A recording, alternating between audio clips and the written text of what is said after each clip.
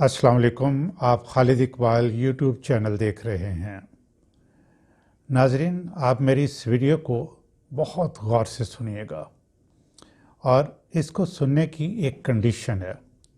मैं आपसे रिक्वेस्ट करूंगा कि वो कंडीशन पूरी किए बगैर आप इसको आगे मत सुने। वो कंडीशन बहुत मुश्किल है, लेकिन आप कोशिश कर सकते हैं।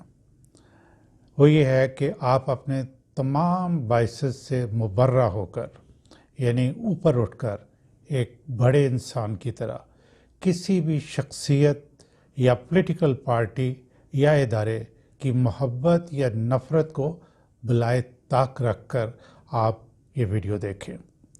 नाज़रीन, इस वक्त हमारे मुल्क के हालात बहुत मखदूश, कशीदा और अफसोसनाक हैं। ज़्यादा हज़ीमत और शर्मिंदगी इस बात की है कि इन हालात का तमाम दुनिया को इल्म है और वो दोस्त मालिक जिनकी हम जान होते थे, जिनकी दोस्ती पहाड़ों से बुलंद और समंदर से गहरी होती थी, वो हमारे साथ सीधे मुंह बात नहीं कर रहे। खादमे हरमैन शरीफैन, जिनसे हम हर हाल में ताल्लुकात रखना चाहते हैं और उनसे मोहब्बत और अकीदत का इज़हार करते हैं, वो भी हर मुश्किल में हमारी मदद करते रहे हैं, लेकिन अब बावकार तरीके से बात करने के लिए राज़ी नहीं हैं। नाज़रीन, ये हकीकत है। हमारा मुल्क पस्ती की तरफ जा रहा है। आखिर हुआ क्या, ये सोचने की बात है। ये एक बहुत बड़ा तकलीफ दह सवाल है, जिसका जवाब रोज़े रोशन की तरह यहाँ है। इस पस्ती तक पहुँचाने के लिए एक नहीं, बहुत से अशख़ास और इदारों का किरदार है, अंदरून मुल्क से और बैरून मुल्क से भी। बज़ाहिर मुअज़्ज़िज़, लेकिन अंदर से इंतहाई कमीने, कम ज़र्फ़, लालची, मतलब परस्त, झूठे, कीना परवर, मुनाफिक, खोखली अनाओं के पुजारी और अल्लाह के खौफ से आरी, इन्होंने हमारे मुल्क को इस हालत तक पहुँचाया है। नाजरीन, वापस वतन अज़ीज़ को राह रास्त पे डालने के लिए, यानी कि तरक्की की राह पे डालने के लिए और हालात ठीक करने के लिए, हम में से हर शख्स को अपना अपना किरदार अदा करना होगा और सोचना होगा कि हमारे अमल से मुल्क को नुकसान न पहुँचे, बल्कि फ़ायदा हो। हर इदारे को वो किरदार अदा करना होगा जिसके लिए उस अदारे की तश्कील की गई थी। हर इदारे और शख्स को अखलाकी और मुल्की क़वानीन पर सख्ती से अमल करना होगा। कानून साजी इंसाफ के तकाज़ों के मुताबिक करना होगी। ये नहीं कि अगर ज़ैद ने 100 रुपये का नुकसान किया तो सलाखों के पीछे, और बकर ने अगर 1000 का भी नुकसान किया तो कानून उसे कवरेज दे रहा है। ये एक बड़ा ख़तरनाक एक हालात जो है हमारे मुल्क में बन चुके हैं। और फिर कानून पर अमल भी जुडिशली होना चाहिए, यानी किसकी अथॉरिटी है वो इस्तेमाल करता है तो वो अथॉरिटी इंसाफ के तकाज़ों के मुताबिक इस्तेमाल होनी चाहिए। अभी यहाँ ये नहीं हो रहा। अभी बहुत से वाक़यात ऐसे हैं जिनके पास अथॉरिटी है, उन्होंने बिला जवाज़ इंसाफ के तकाज़ों को पसे पुष्ट डालकर वो अथॉरिटी इस्तेमाल की है। अदालत में जाएगी तो अदालत बेबस है, वो कानून को सामने रखते हैं और इन बातों में जाते ही नहीं कि ये अथॉरिटी जो है ये इंसाफ के तकाज़ों के मुताबिक इस्तेमाल की गई है या नहीं की गई। ख्वाह वो मुअज़्ज़ज़ अदालत हो या कानूनी और आइनी ओहदे रखने वाले अशख़ास हों, वो इस तरह अथॉरिटी इस्तेमाल करें तो उनको भी सज़ा मिलनी चाहिए। ये 1 जुलाई 2020 बरोज़ जुमा मुझे दूर से उम्मीद की एक किरण नज़र आई, जब चीफ जस्टिस ऑफ पाकिस्तान ने پنجاب میں الیکشن کے بارے میں سماعت کے دوران موجودہ بحران کا حل ملک میں فریش الیکشن کو قرار دیا۔ جناب چیف جسٹس صاحب بالکل درست فرمایا۔ ناظرین، اس ملک میں everything belongs to public, ہر چیز کا مالک اللہ کے بعد پبلک ہے۔ عوامی سورس آف کانسٹیٹیوشن ہے، نمائندے عوام کے ہیں، عدلیہ عوام کی ہے، بیوروکریسی بھی عوام کی ہے۔ عوام پیسے دے کے، پیسے اکٹھے کر کے ٹیکسوں کی ضرورت میں آرگنائز طریقے سے اپنے محکموں کو دیتے ہیں تاکہ وہ نظام مملکت چلائیں۔ لیکن یہ کیا ہوا کہ عوام کے بنائے ہوئے ادارے عوام پر ہی ظلم ڈھا رہے ہیں۔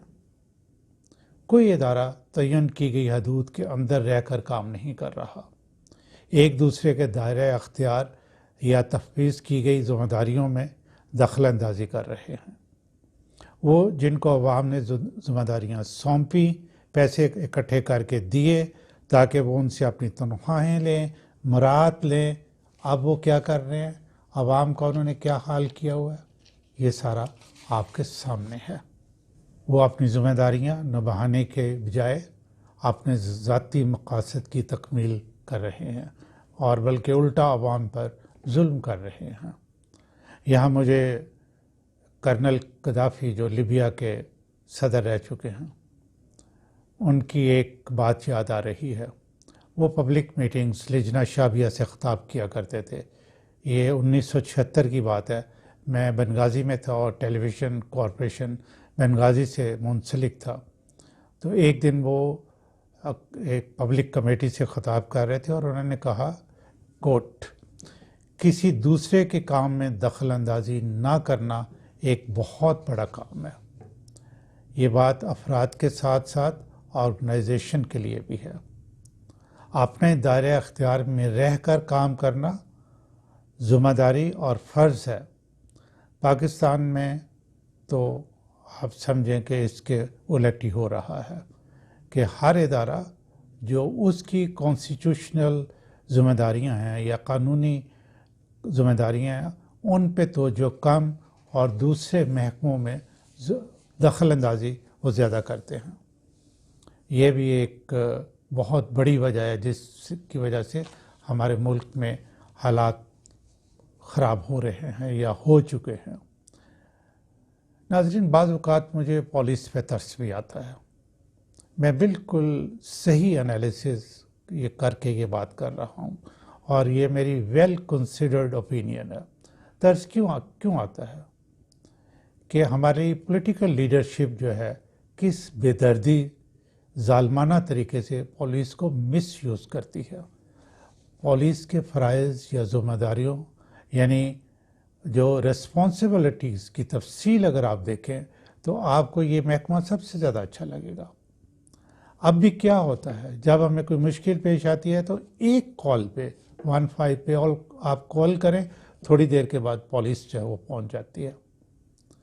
لیکن پولیٹیکل لیڈرشپ جو ہے وہ ان سے کیا کام کرتی ہے، کیا کام کرواتی ہے کہ فلاں کو اٹھا لو، فلاں کو غائب کر دو، فلاں کی ایف آئی آر درج نہیں کرنی، فلاں کے خلاف ایف آئی آر درج کر لو، فلاں چودھری صاحب کے ڈیرے پر چلے جاؤ اور ان کے مخالفین کی چھترول کر دو۔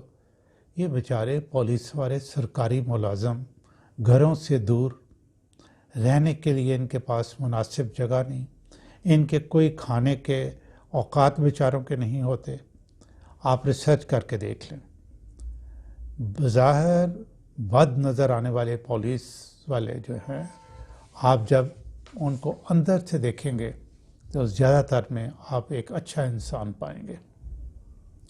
ہم پولیس کو مورد الزام ٹھہراتے ہیں، لیکن ان کو ایسا بنانے والوں کو معاشرے میں معزز سمجھتے ہیں، اعلیٰ مقام دیتے ہیں اور ہم پھر ان کو سلوٹ کرتے ہیں۔ ٹھیک ہے، بہرحال سوال یہ ہے کہ یہ سارا کچھ کیسے بدلے گا اور ٹھیک کیسے ہوگا؟ ہمارے معاشرتی معاشی مسائل کب حل ہوں گے؟ اور کیسے حل ہوں گے؟ کب ہم اپنے اداروں کو گالیاں دینا بند کریں گے؟ کب ہمارے سامنے ہماری عدلیہ، ہمارے قومی سلامتی کے ادارے، ہماری بیوروکریسی قابل عزت ہوگی؟ کب ان کی پرفارمنس کے لحاظ سے دنیا کی مختلف آرگنائزیشن جو ہیں ان کی رینکنگ بہتر کریں گی؟ ہمیں کہیں سے تو شروع کرنا ہے۔ میری رائے میں چیف جسٹس آف پاکستان نے جو ایک امید کی کرن دکھائی چند روز پہلے، اسی کرن سے شمع روشن کر لیں۔ چیف جسٹس صاحب، جیسا کہ آپ نے خود کہا کہ مسائل کا حل نئے الیکشنز میں ہے، ایک دفعہ صاف شفاف الیکشن پورے ملک میں کروانے کا حکم صادر کر دیں، بلکہ جتنے ادارے ہیں ان کی پرفارمنس بھی انشور کریں کہ وہ ایمانداری سے صحیح طریقے سے جو ہے وہ الیکشن کروائیں۔ یہ نہ ہو کہ میں ووٹ تو ڈالوں محمد حسین کے باکس میں اور نکلے اللہ دتہ کے باکس میں۔ آپ سے زیادہ ویل انفارمڈ کون ہو سکتا ہے؟ الیکشن میں اپنی مرضی کے رزلٹ لینے کے لیے کیا کیا کریٹیو طریقے ایجاد کیے جاتے ہیں، اور پھر ہارنے والے کئی سالوں تک دھاندلی کا شور مچاتے رہتے ہیں اور ملک میں کوئی کام ہی نہیں ہوتا۔ ہوتا کیا ہے کہ عوام سے اکٹھا کیا ہوا ٹیکسوں کا پیسہ جو ہے وہ ضائع ہوتا رہتا ہے اور ملک میں کوئی ڈیولپمنٹ نہیں ہوتی۔ تو الیکشن ایسے کروا دیں اور پھر ایسے انتظامات کروا دیں کہ جو ہارے وہ ان کو ایکسیپٹ کرے اور شور مچانے کی بالکل اجازت نہ ہو، اور کم از کم جتنا ٹینور ہے 4 سال 5 سال ہیں، لیکن میرا خیال ہے اس کو بھی کم کر کے اگر 4 سال کر دیا جائے تو حالات اس سے بھی بہتر ہو جائیں گے۔ جب الیکشن کے بعد ہارنے والے شور مچانا شروع کر دیتے ہیں تو بیرونی طاقتیں جو ہیں، جو ہماری دشمن ہیں، وہ اس سے فائدہ اٹھاتی ہیں، اور پھر کیا ہوتا ہے؟ ملک میں گپ اندھیرا جیسا کہ اب ہے۔ تو سر چیف جسٹس آف پاکستان، آپ تاریخ رقم کریں اور پورے پاکستان میں فیئر الیکشن کا بیڑا اٹھا لیں۔ اس کا فائدہ یہ ہوگا کہ اشخاص، ادارے دھاندلی نہیں کر پائیں گے، اور جس کو عوام منتخب کریں گے ان کو کام کرنے دیا جائے، اور پھر ہارنے والوں کو دھاندلی کا شور مچانے کی اجازت نہ دی جائے، پھر ہی معیشت کا پہیہ آگے چل سکتا ہے۔ اب میں ایک چھوٹی سی آپ کو مثال دیتا ہوں۔ ابھی پنجاب میں 20 سیٹوں پہ الیکشن ہونے والا ہے۔ الیکشن کمیشن نے کیوں اتنی زیادہ جو ہے ووٹس شفلنگ کی ہے؟ اب میں ایک گھر میں اپنی بیگم کے ساتھ رہتا ہوں، الحمدللہ میری بیگم کے ساتھ میرے ٹھیک تعلقات ہیں، لیکن الیکشن کمیشن والوں نے جو ہے نا ہمیں دور دور کر دیا۔ میری بیگم کا ووٹ کہیں اور ہے، میرا ووٹ کہیں اور ہے، ٹھیک ہے، ایک ہی جگہ کا ایڈریس ہے، ایک ہی جیسے آئی ڈی کارڈ بنے ہوئے ہیں، تو یہ کیوں ووٹ جو ہے نا مختلف جگہوں پہ کر دی ہیں؟ ٹھیک ہے، ابھی نہیں کل کو معلوم ہوگا کہ یہ دھاندلی کس طریقے سے جو ہے نا پری پول ریگنگ جو ہے کی گئی ہے۔ تو اس طرح کی چیزیں جو ہیں صرف سپریم کورٹ آف پاکستان ہی کے پاس یہ اتھارٹی ہے، یا اس کا اتنا روب اب دبا ہو سکتا ہے کہ وہ ایسی چیز کو سٹاپ کرے۔ کل کو جنرل الیکشنز ہوں گے تو یہی کچھ ہوگا، پھر وہی رولا پڑے گا کہ جی فیئر الیکشن نہیں ہوئے۔ تو اس لیے میں آپ سے درخواست کروں گا کہ ایک دفعہ سپریم کورٹ آف پاکستان جو ہے ملک کی خاطر، عوام کے لیے، اپنے ملک کو اقوام عالم میں ایک باعزت قوم بنانے کے لیے ایک دفعہ یہ بیڑا اٹھا لیں۔ مجھے امید ہے کہ پاکستان کے حالات بہتر ہو جائیں گے۔ آج کے لیے اتنا ہی، اور خالد اقبال کی طرف سے آپ سب کے لیے بہت دعائیں، اور ابھی تک اگر آپ نے میرا چینل سبسکرائب نہیں کیا تو آپ کر لیں، گھنٹی کا جو نشان ہے اس کو بھی دبا دیں، اور یہ جو ٹک ہے لائک والا اس کو ضرور ٹک کر دیں۔